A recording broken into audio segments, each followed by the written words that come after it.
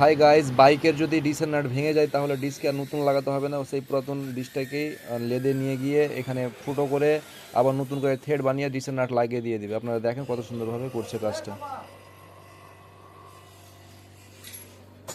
Video viral হয়ে গেছে ওখানে।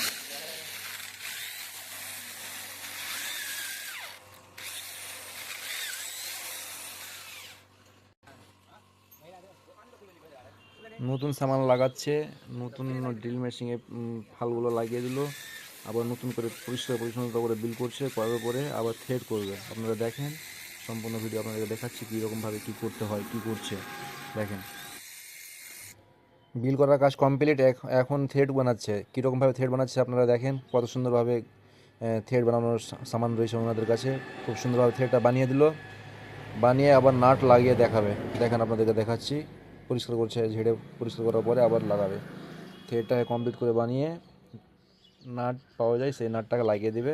বিন্দাস ডিসের প্রবলেম সলভ হয়ে যাবে, কোনো প্রবলেম থাকবে না, ডিস জাম্প হবে না, নতুনের মতো ডিস কাজ করবে। ঠিক আছে, আপনারা দেখেন কত সুন্দরভাবে করছে।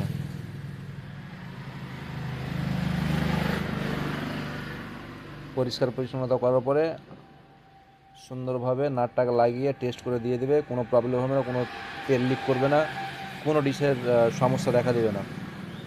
সেই ডিশটা যদি কিনতে যায় তাহলে 2,500 টাকা দাম আছে, 1 থেকে 150 টাকা খরচ করে কাজ করে দিল। নাটটা দেখতে পাচ্ছেন কত সুন্দরভাবে লাগালো, লাগিয়ে টাইট করে উনি চেক করে দেখাবে আমাদেরকে বাতাস দিয়ে।